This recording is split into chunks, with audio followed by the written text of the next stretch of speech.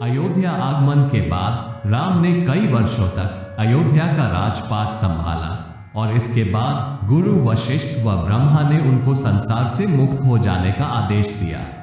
एक घटना के बाद उन्होंने सरयू नदी में जल समाधि ले ली थी।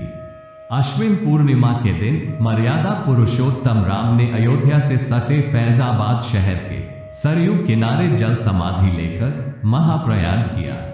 श्री राम ने सभी की उपस्थिति में ब्रह्म मुहूर्त में सरयू नदी की ओर प्रयाण किया।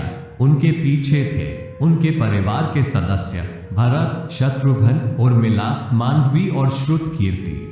ओम का उच्चारण करते हुए वे सरयू के जल में एक एक पग आगे बढ़ते गए और जल उनके हृदय और अधरों को छूता हुआ सिर के ऊपर चढ़ गया। क्यों ली जल समाधि? यमराज ये जानते थे कि भगवान की इच्छा के बिना भगवान न तो स्वयं शरीर का त्याग करेंगे और न शेषनाग के अंशावतार लक्ष्मण जी। ऐसे में यमराज ने एक चाल चली। एक दिन यमराज किसी विषय पर बात करने भगवान राम के पास आ पहुंचे। भगवान राम ने जब यमराज से आने का कारण पूछा तो यमराज ने कहा कि आपसे कुछ जरूरी बातें करनी है। भगवान राम यमराज को अपने कक्ष में ले गए। यमराज ने कहा कि मैं चाहता हूं कि जब तक मेरी और आपकी बात हो उस बीच कोई इस कक्ष में नहीं आए।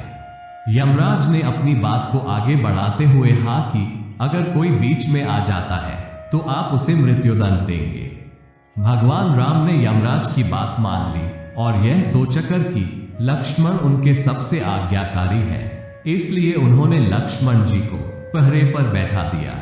यमराज और राम जी की बात जब चल रही थी उसी समय दुर्वासा ऋषि अयोध्या पहुंच गए और राम जी से तुरंत मिलने की इच्छा जताई। लक्ष्मण जी ने कहा कि भगवान राम अभी यमराज के साथ विशेष चर्चा कर रहे हैं।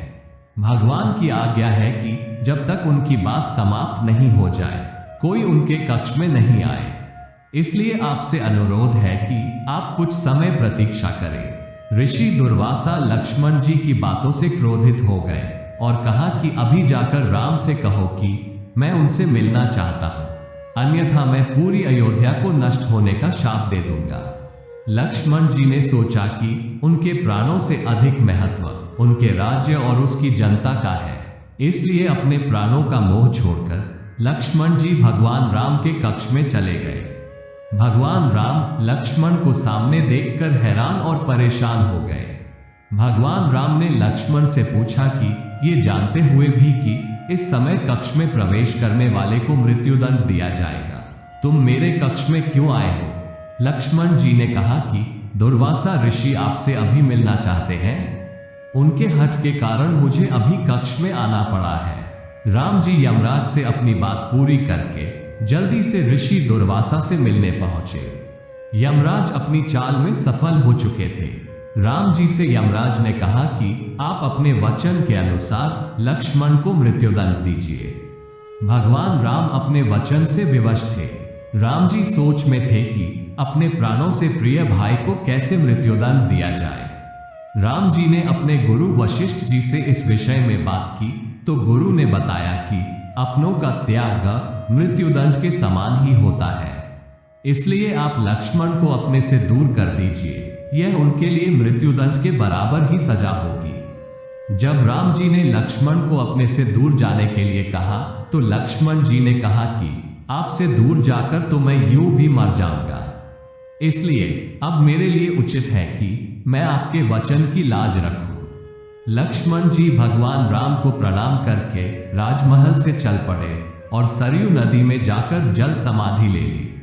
इस तरह राम और लक्ष्मण दोनों ने अपने अपने वचनों और कर्तव्य का पालन किया। इसलिए कहते रघुकुल रीति सदा चली आई, प्राण जाए पर वचन न जाए। अगर आपको हमारा यह वीडियो पसंद आया हो तो इस वीडियो को लाइक और शेयर करें और ऐसे ही धार्मिक वीडियो के लिए हमारी चैनल को जरूर सब्सक्राइब करें। धन्यवाद।